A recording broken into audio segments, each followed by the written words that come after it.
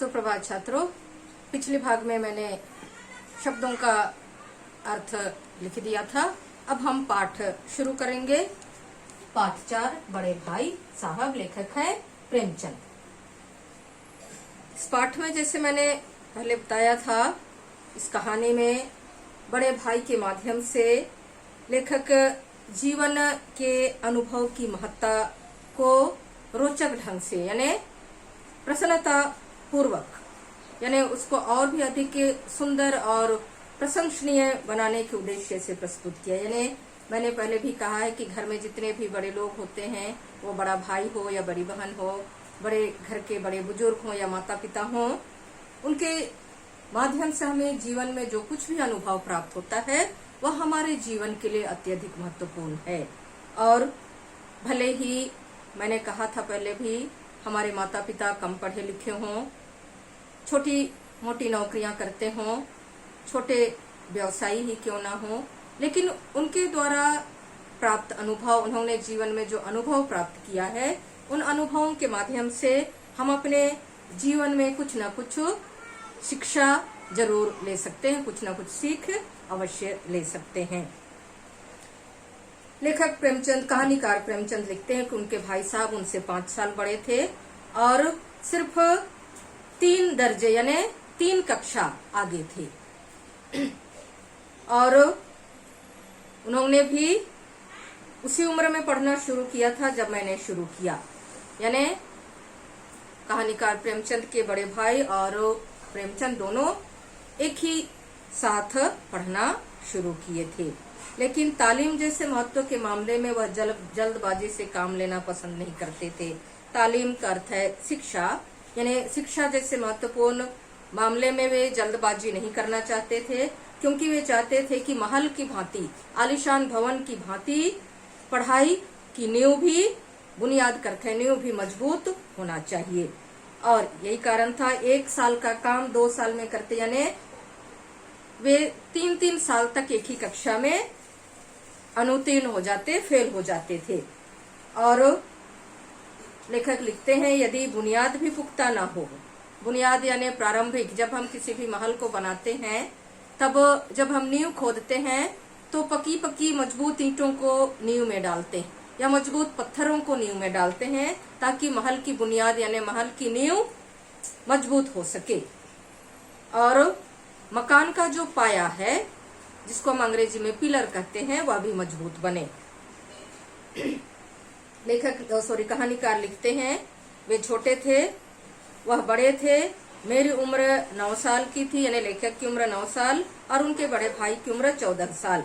और उनकी ही निगरानी यानी देख रेख में ही उनकी पढ़ाई लिखाई चल रही थी। वे अपने छोटे भाई यानी मुंशी प्रेमचंद की देखभाल करना अपना जन्मसिद्ध अधिकार मानते थे।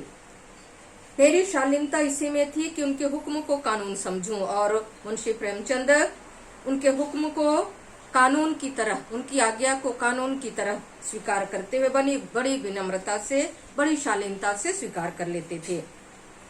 उनकी विशेषताओं का, अपने बड़े भाई साहब की विशेषताओं का वर्णन करते हुए कहानीकार लिखते हैं, वे अध्ययनशील थे, हमेशा किताब लेकर बैठे रहते थे और दिमाग को आराम देने के लिए कॉपी पर, कभी किताब के हाशिए पर, आप अपनी अपनी किताब देख रहे हैं, एक जब अक्षरों को लिखा गया है, शब्दों को लिखा गया है, तो जैसे ही हम किताब खोलेंगे, हमारी बाईं तरफ थोड़ी सी खाली जगह होती है, उसी को कहा जाता है हाशिया।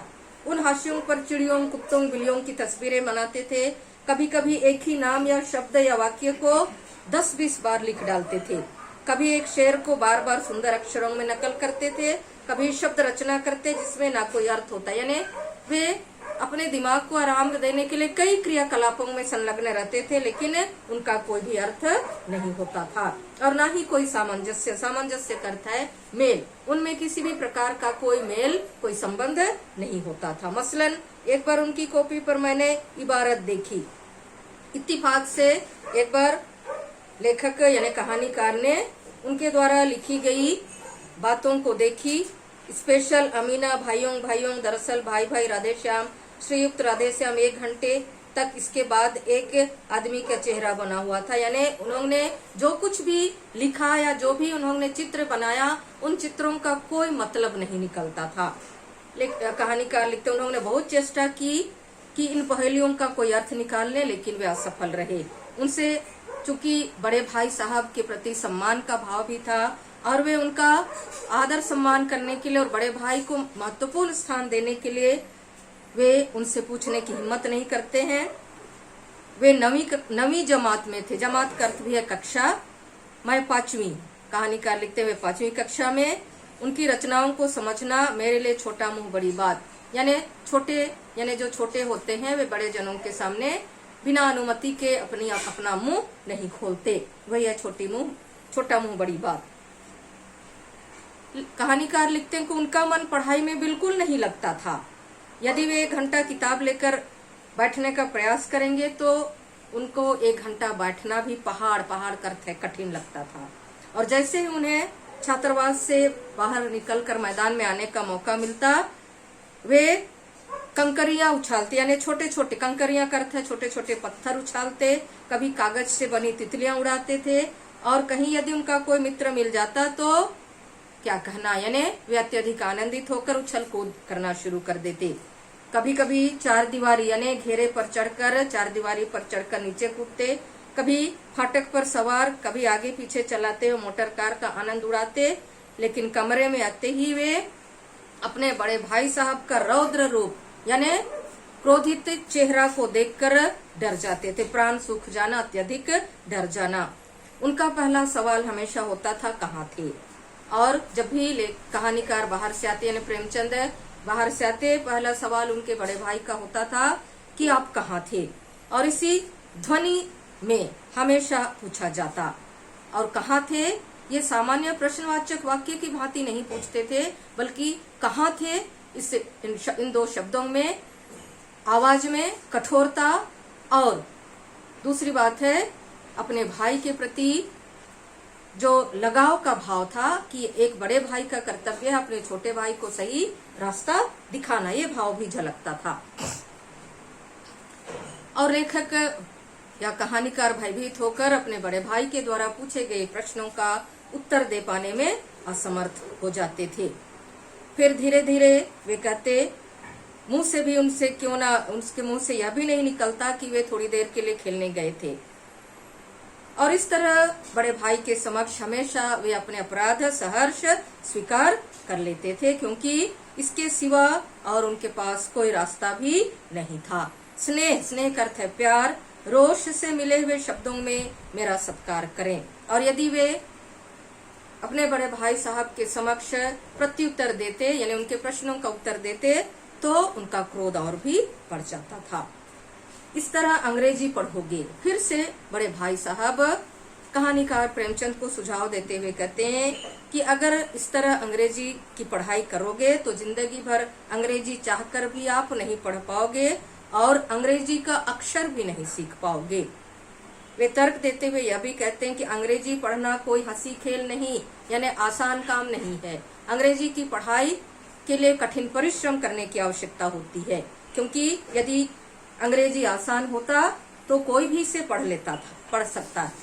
ऐरा गैरा नथु खैरा सभी अंग्रेजी पढ़कर यानी जिन्हें अक्षर ज्ञान भी नहीं है अंग्रेजी का, ABCD भी नहीं आता है, वे भी अंग्रेजी पढ़कर विद्वान हो गए होते यदि तुम्हारी तरह अंग्रेजी पढ़ते तो।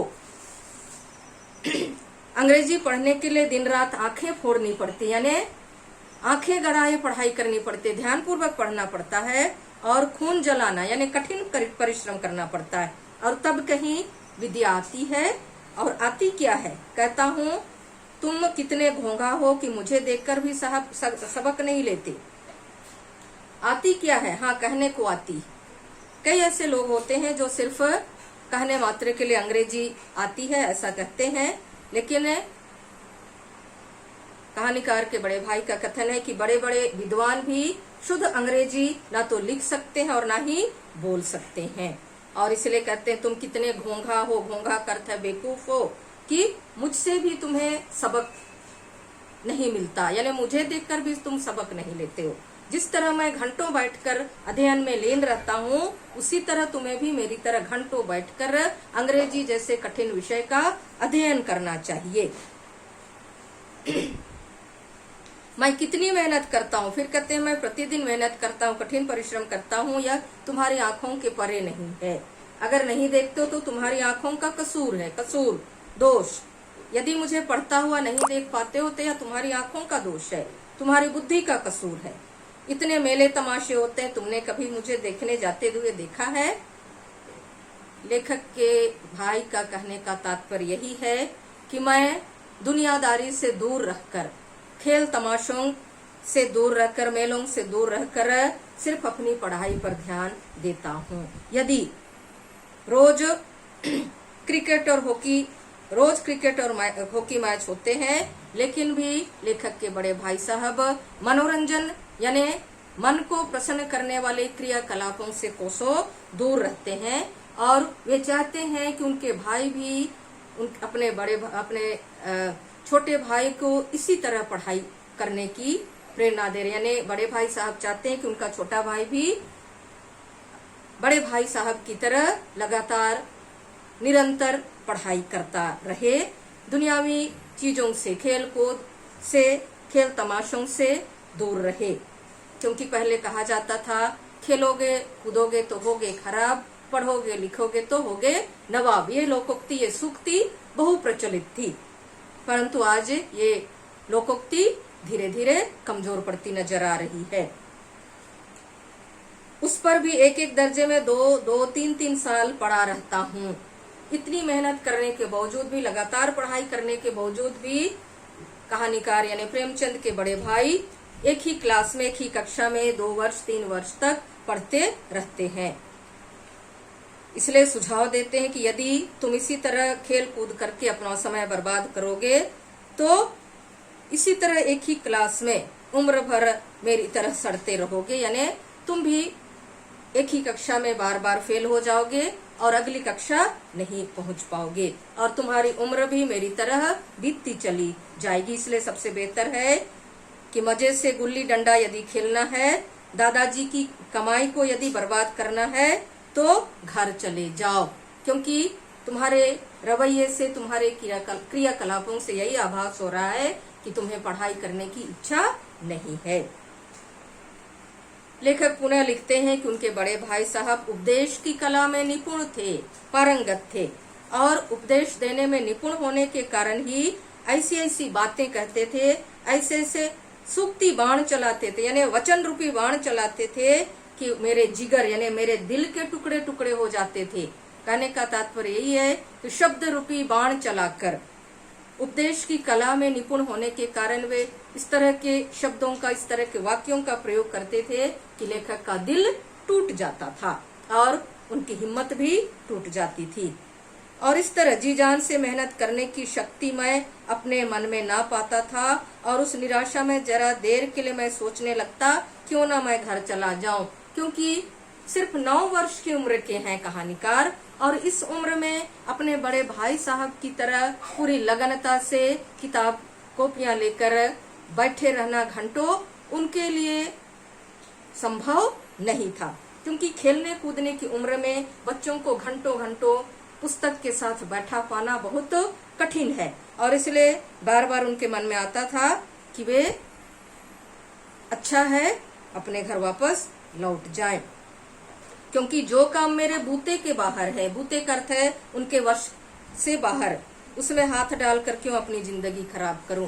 क्योंकि लेखक का मन पढ़ाई में नहीं लगता था, वे गिल्ली डंडा खेलने में, पतंग उड़ाने में, इधर उधर धमा चौकड़ी करने में ही उन्हें सबसे आनंद आता था। और उनके बड़े भाई साहब के बार बार कहने के बावजूद भी पढ़ाई के प्रति उनका झुकाव नहीं हो पाता था, और अंत में उनके मन में यही धारणा, यही विचार आता था कि क्यों ना घर पढ़ाई से विमुख होकर घर चले जाएं, क्योंकि यहाँ रहकर पढ़ाई करना जब उनके लिए संभव नहीं है तो अपने जीवन को बर्बाद करने जैसा है। और वे यह भी कहते हैं कि उन्हें मूर्ख रहना मंजूर था, लेकिन मेहनत करना नहीं, वे परिश्रमी बनना नहीं चाहते। पढ़ाई के लिए वे कठिन परिश्रम करना नहीं चाहते, मेहनत करना नहीं चाहते थे, क्योंकि उनकी खेलने कूदने की उम्र थी। लेकिन 2 घंटे के बाद निराशा के बादल फट जाते। वे निराश हो जाते थे, क्योंकि उन्हें वे परिश्रम करने से जी चुराते थे। कठिन परिश्रम करना उनके वश की बात नहीं थी और इसलिए उनके मन में निराशा आ जाती, वे हताश हो जाते, वे दुखी हो जाते थे। लेकिन कुछ क्षणों के बाद वे निश्चय कर लेते थे कि अब वे आगे से जी लगा कर यानी कठिन परिश्रम करके पढ़ेंगे और यही विचार लेकर के जल्द से जल्द यानी चटपट जल्दी से टाइम टेबल बना लेते, समय तालिका बना लेते और पहले से निर्णय कर लेते कि वे पढ़ाई कैसे शुरू करेंगे। किंतु कुछ क्षणों के बाद, कुछ घंटों के बाद, टाइम टेबल बनाने के बाद, समय तालिका बनाने के बाद भी उन्हें पढ़ाई के प्रति रुचि जगाना उनके लिए असंभव था। इसलिए लिखते हैं कहानीकार, टाइम टेबल बना लेना एक बात है, कई बार बच्चों हम भी माता पिता कहते हैं समय तालिका के अनुसार अध्ययन करो, पहले मैथ्स बनाओ, फिर साइंस पढ़ो, फिर अन्य विषयों को पढ़ो और हम माता पिता की डांट सुनने के बाद तुरंत तैयार हो जाते समय तालिका बनाने के लिए। और कुछ क्षणों के लिए हम यह भी ठान लेते, यह भी दृढ़ निश्चय कर लेते कि आज के बाद से हम अपनी समय तालिका के अनुसार ही अध्ययन करेंगे। लेकिन हमारा बाल मन, हमारा किशोर मन कुछ क्षणों तक दृढ़ निश्चयी होने के बाद तुरंत विचलित हो जाता। हम अपने क्रियाकलापों से, समय तालिका से फिर से विमुख होकर दूसरे कार्यों में संलग्न हो जाते हैं। इसलिए कहानीकार लिखते हैं, अमल करना दूसरी बात है, पहले ही दिन उसकी अवहेलना शुरू हो जाती। अवहेलना मतलब नियम के अनुसार कार्य ना करना। मैदान की सुखद हरियाली, हवा के हल्के हल्के झोंके, फुटबॉल की वह उछल कूद, कबड्डी के दांवघात, वॉलीबॉल की वह तेजी और फुर्ती मुझे अज्ञात और अनिवार्य रूप से खींच ले जाती। पढ़ाई के लिए समय तालिका बना लेने के बाद भी लेखक यानी कहानीकार को भिन्न भिन्न क्रियाकलाप याद आने लगते।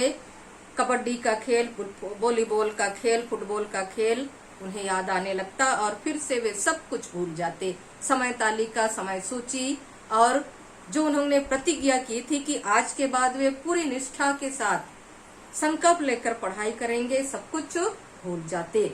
आंखें फोड़ पुस्तकें किसी की याद ना रहती। भाई साहब की नसीहत और फजीहत का अवसर मिल जाता और इस तरह भाई साहब को फिर से सुझाव देने, उपदेश देने का मौका मिल जाता था। सालाना इम्तिहान हुआ, सालाना यानी वार्षिक परीक्षा हुई। फिर से उनके बड़े भाई साहब फेल हो गए और कहानीकार लिखते हैं, मैं दर्जे में प्रथम स्थान प्राप्त किया।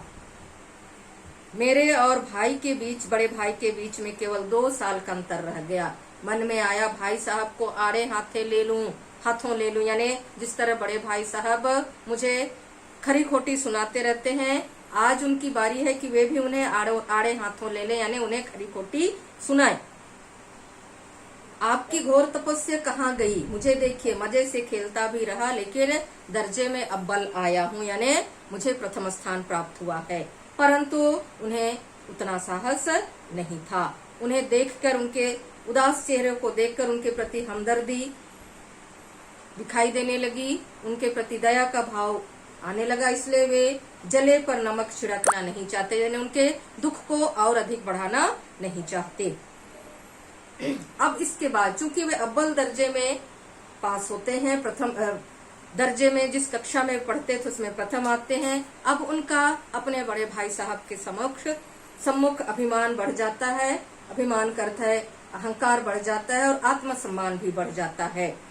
अब उनके मन में यह विचार आता है कि बड़े भाई साहब का रोब अब उन पर नहीं रहेगा, आजादी से वे खेल कूद करने की अनुमति देंगे।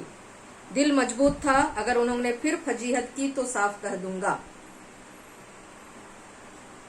आपने अपना खून जलाकर कौन सा तीर मार लिया, मैं तो खेलते कूदते दर्जे में अव्वल आ गया। लेखक लिखते हैं उनके बड़े भाई साहब कठिन परिश्रम करने के बावजूद भी फेल हो जाते हैं और वे खेल कूद करते हुए भी अव्वल आ जाते हैं।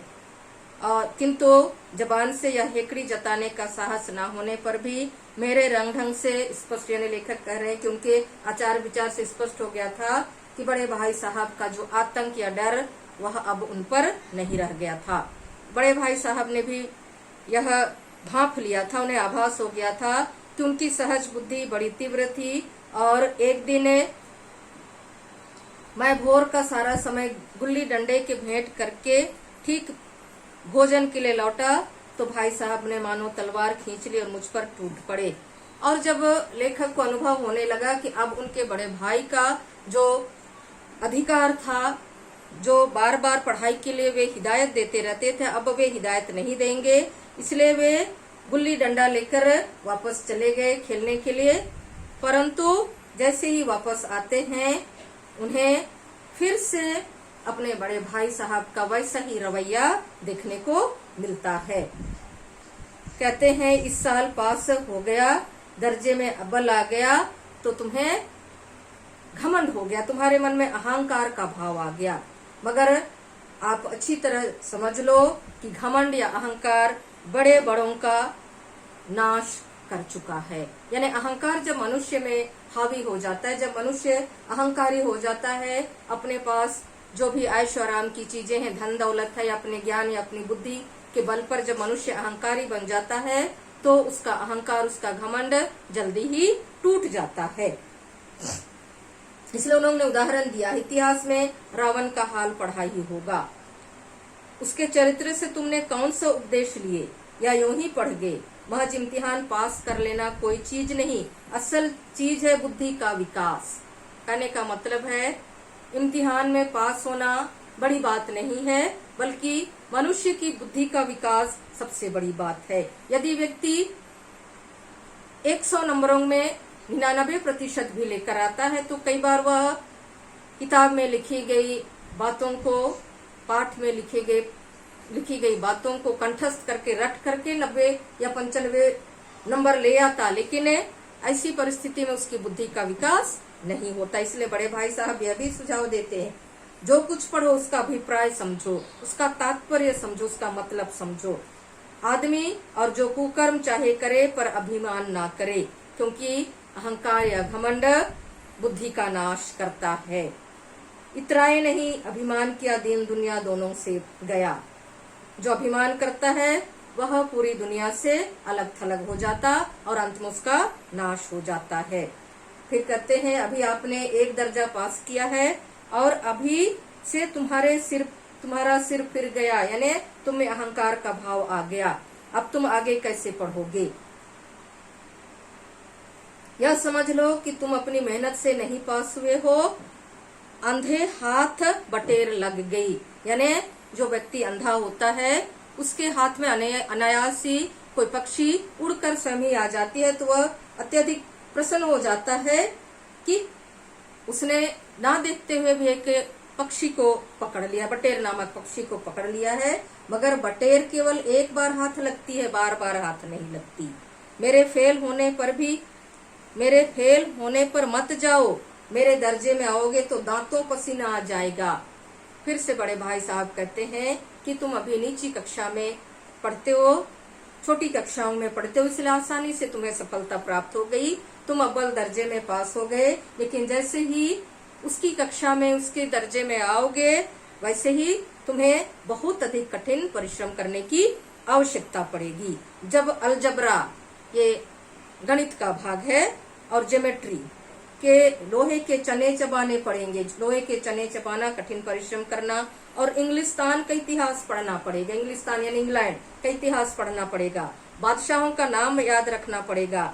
8 हेनरी हो चुके हैं, कौन सा कांड किस हेनरी के समय हुआ, यह याद करना पड़ेगा, तो तुम्हारी समझ में कुछ नहीं आएगा। इसलिए कहने के लेखक के यानी कहानीकार के बड़े भाई साहब के कहने का तात्पर्य यही था कि नीची कक्षाओं में उत्तीर्ण होना आसान है, हम थोड़ा सा मेहनत करके आसानी से पास हो जाते हैं। लेकिन जैसे ही हम 8वीं 9वीं 10वीं कक्षा पहुंचते हैं, पढ़ाई का बोझ हम पर पड़ने लगता, और बोझ पड़ते ही हमारी बुद्धि उस तरह कार्य करना नहीं चाहती, हमारी बुद्धि थक जाती है। क्योंकि कई राजा महाराजाओं को, ईस्वी सन को, या भिन्न भिन्न प्रकार के तथ्यों को हमें स्मरण करना पड़ता है। तो इस तरह बड़े भाई साहब ने भिन्न भिन्न तर्क देकर अपने छोटे भाई यानी कहानीकार प्रेमचंद को समझाने का प्रयास किया है, सुझाव दिया है। भले ही वे पढ़ाई में कमजोर थे, लेकिन उन्होंने जितने भी सुझाव दिए हैं कहानीकार को सही और सटीक सुझाव दिया है। धन्यवाद।